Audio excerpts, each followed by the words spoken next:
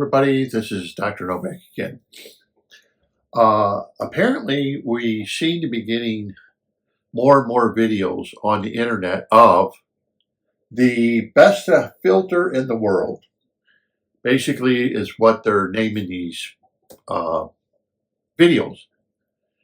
And apparently, these are not just videos being made in the United States, but they're also being made in other countries. And the term they're using, the best aquarium filter in the world. Now, I did a video about this. A guy has a YouTube channel here, talked about the best filter in the world. Here's a guy in Australia talking about it. I think he's from Australia. It sounds like it. Anyhow, the Balding Reefer is what he's called. And he talks about the best filter in the world. Guess what he's talking about? He's talking about the old under gravel filter plate. Once again, it seems like people are coming around and realizing that, believe it or not, under gravel filters were misused, and people need to think about the way they're going to use them if they're going to use them today to make the plenum, because an under gravel filter was really, as we all know, was really nothing but a plenum, which meant a space underneath the substrate, and then the gravel went on top of the under gravel filter plate, and then they had some means of moving water, and that means of moving water could be through air, or it could be through a mechanical means, by some way doing it that way. So I see a lot of these coming up where just a few years ago, when I was talking about some things, people were quite adamant about, oh, it's, old technology and it's no good and it shouldn't be used. Well, why are people making videos now saying it's the best filter in the world, when just a few years ago, either nobody heard about it, nobody used it, or people were saying, oh, all it is just an under gravel filter. Chaubert, who came up with the plenum, just basically made an under gravel filter without any uplift tubes of any sort to move water slowly. That's all it was, and some people made it and some people didn't make it. But it's something to think about.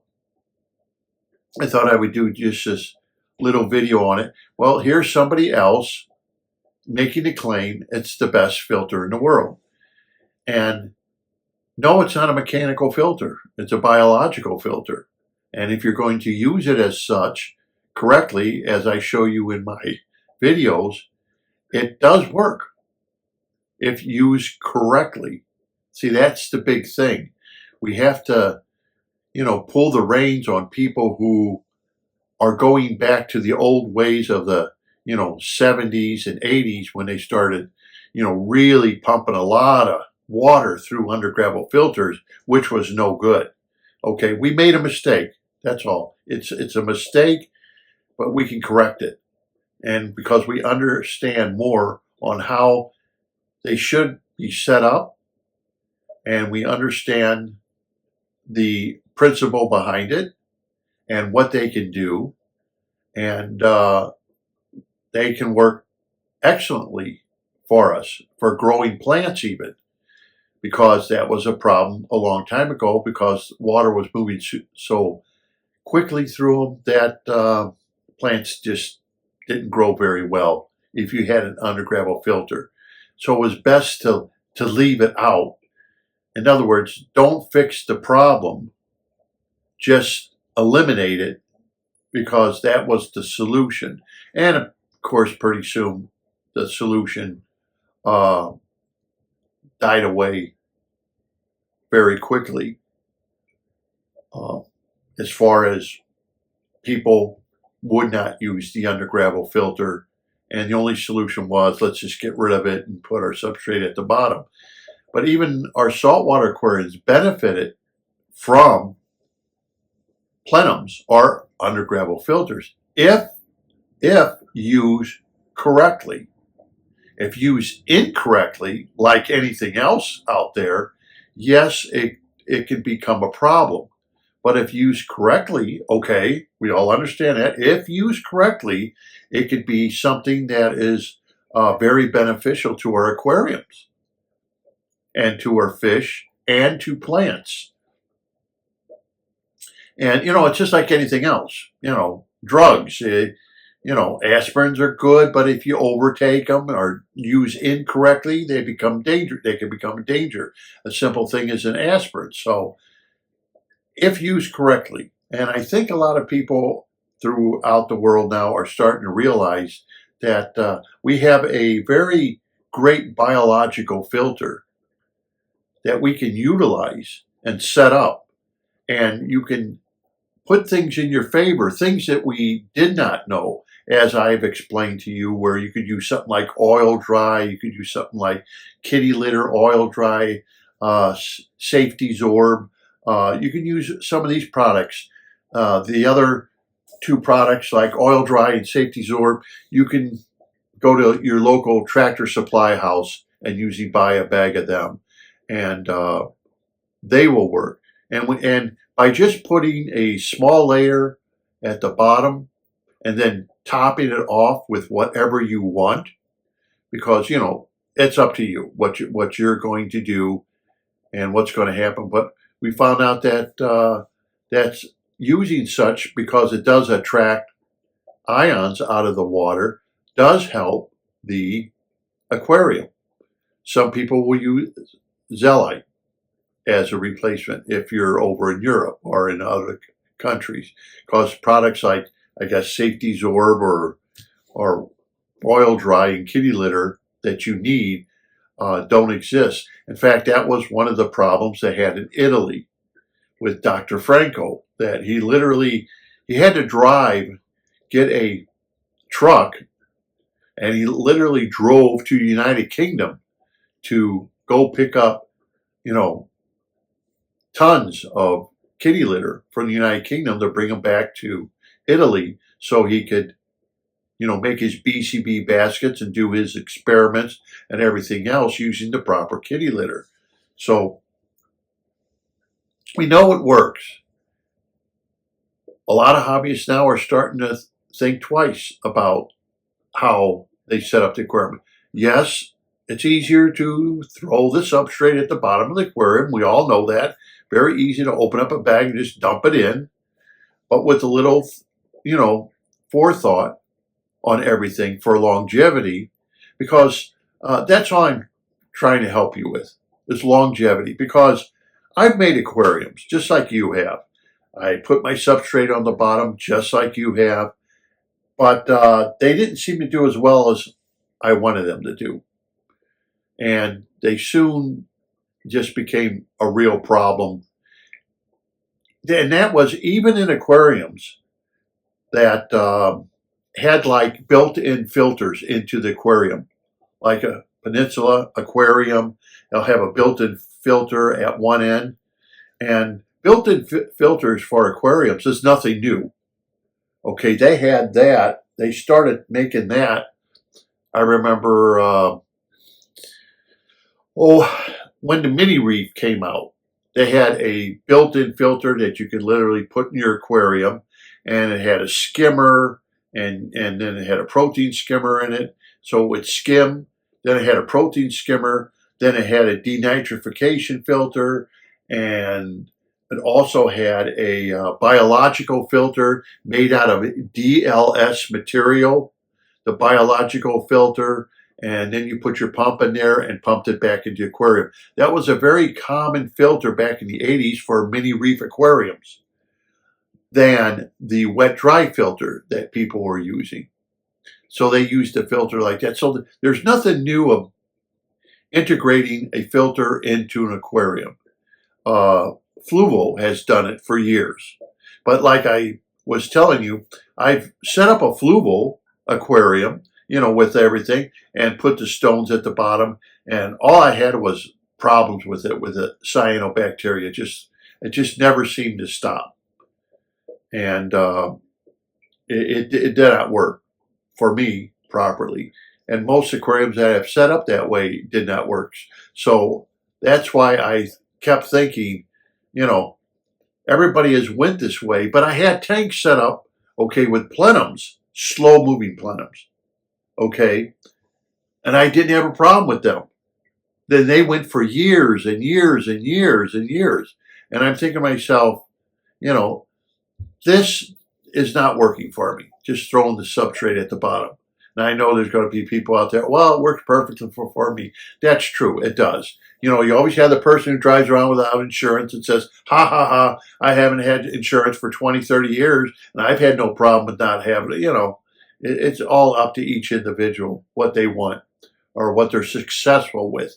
But other people aren't so successful without driving around without insurance because they wind up getting banged into, or an accident happens, or they slip on the ice, wreck their car. Now they need the insurance, what I mean, to pay off. So it's the same way with tanks. You're always going to get the person who's going to say, hey, I'm perfectly successful without using a plenum. And that's okay. That's okay. There's more than one way to skin a cat, as they say. But I thought I'd bring that up. Here's another video. I'll leave a link below.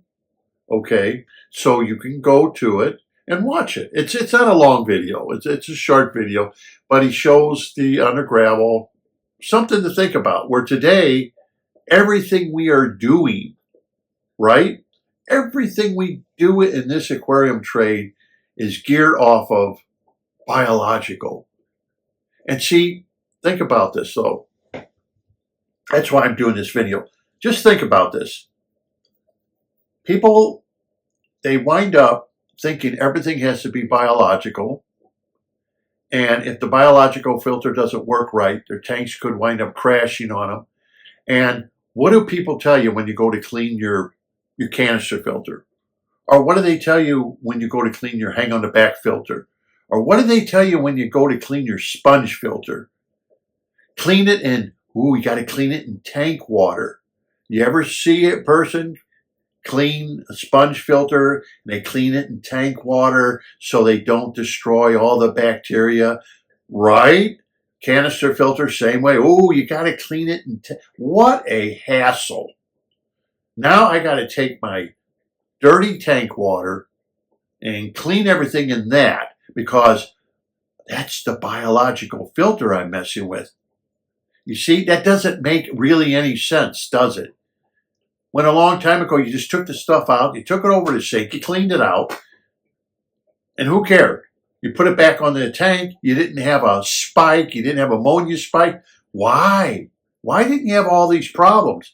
Because your filter, your biological filter, was the complete tank substrate.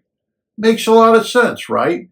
No more hassle of saving buckets of water from your aquarium and squeezing the sponge real delicately because, this is all my biological. If I kill it, I'm going to have ammonia spike and kill all my fish.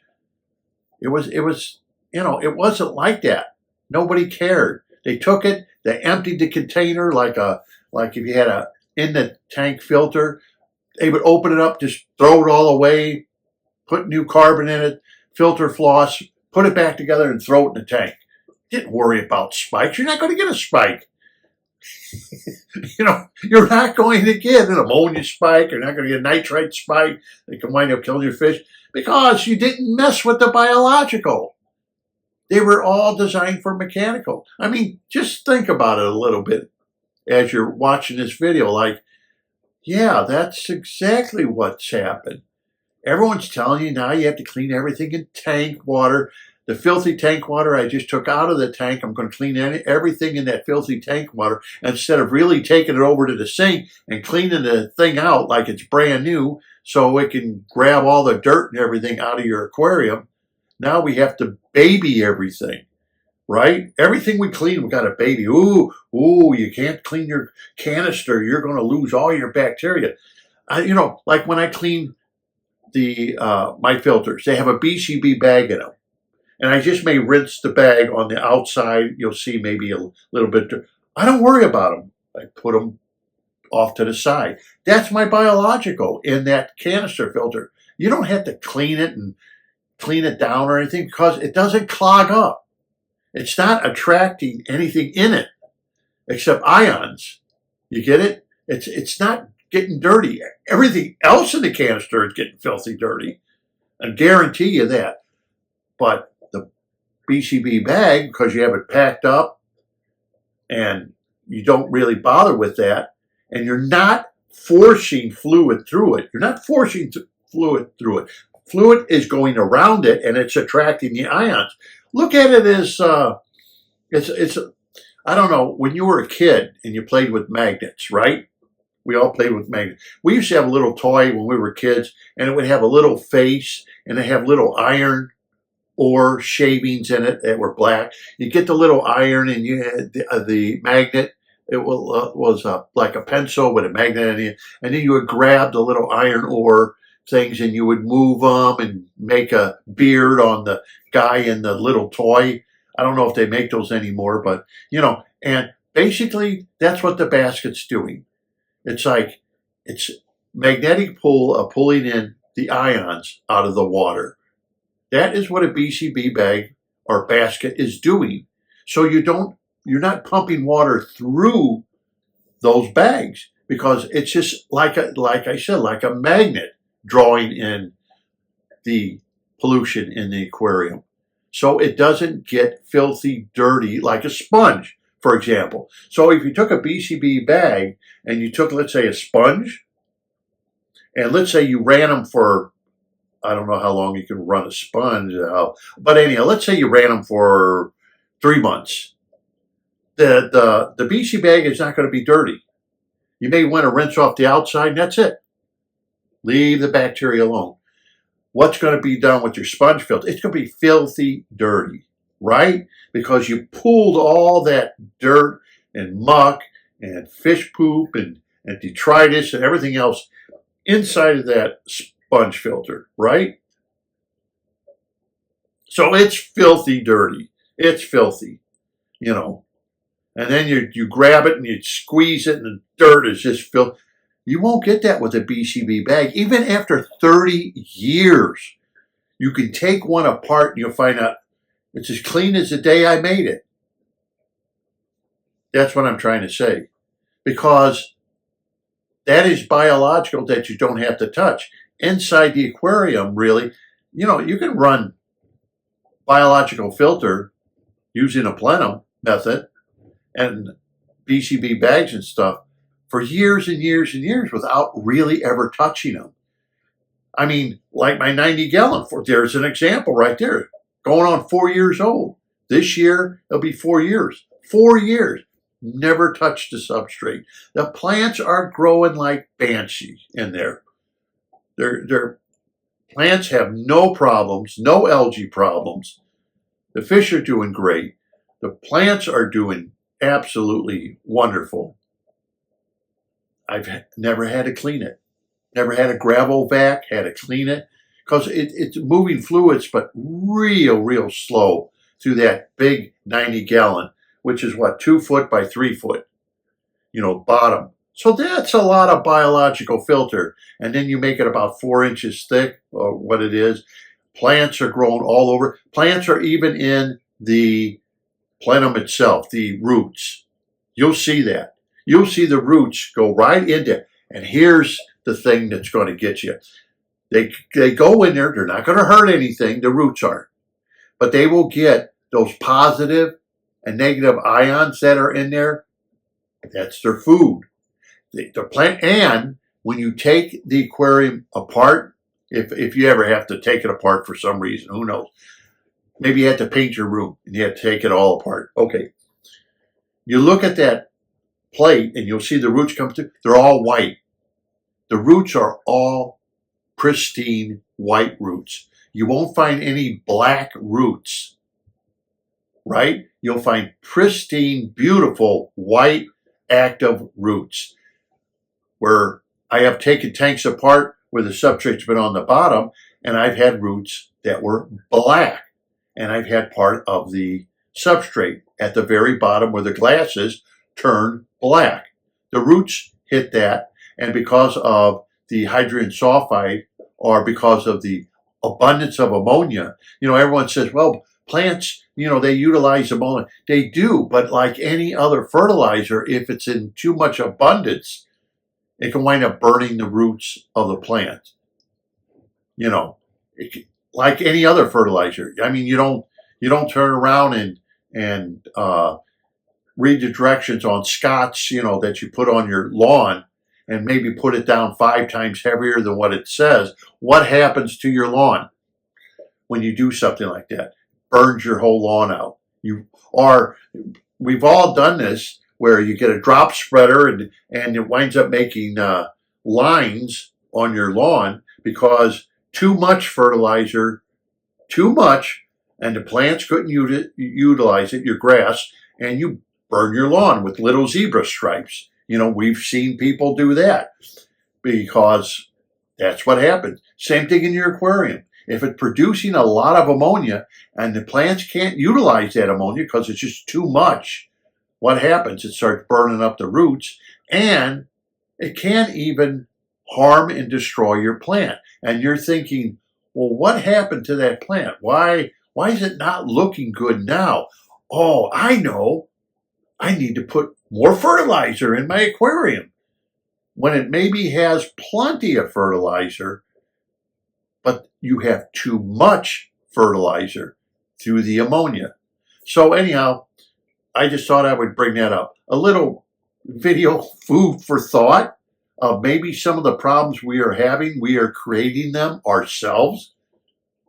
And sometimes maybe the plants aren't undernourished, but they're just getting way, way too much nourishment in our substrates because they are producing ammonia, and they're just too much ammonia that they cannot utilize it. Because I've done this time and time again. I'm being honest with you. I just did the goldfish aquarium. I took it apart. I did a video. All the roots that came into the plenum, snow white, pristine, beautiful, no black roots. Because you have to remember, you have your positive ions, you have your negative ions, and in the plenum itself, you have your negative and positive ions. Which plants utilize those ions, right? Cantons and anions. They use those ions as a food source. But as long as there's a little bit of oxygen in there, and as long as the redox is high enough, okay, your plants are going to work and utilize what's in there as a food source. Because you're not producing ammonia, okay? You're not overly doing the fertilization of the roots. And I know because it's happened to me. I'm sure it happens to you. After a while, I've had beautiful aquariums. Really, substrate was at the bottom. I remember I had heating cables, but I've done different experiments with that, in the research, and that's what we noticed. And the plants started looking bad. Beautiful plants. They grew beautiful at first. Big, tall Amazon swords. Oh man, this looks great. Then after a while, they started being susceptible to all kinds of algae, and they didn't look as good, and they weren't growing. I mean, I have some sword plants in my aquarium now that are going on 4 years old. Same sword plants. The leaves die, they grow new. The leaves die, they grow new. 4 years. This when I had my other aquarium and it uses the heat wouldn't run, and then I would start getting black. Amazon sword grew great at first, and then finally it just petered out, along with other plants. It just petered out. And then I wanted to find out, well, why is this happening? It's because too much ammonia is being produced, the substrate's turning black, and it's just burning up the plant. So anyhow, this is Dr. Nowak. I just wanted to do a short video. And like I said, I'll leave a link below you watch it. But I want to thank you for watching. Don't forget to subscribe. And Happy New Year's to everybody. And I hope you have a real great New Year's. And let me know through your pictures and stuff like that, or if you need any help of anything, let me know and let me see how your tanks are going. And till next time, happy fish keeping.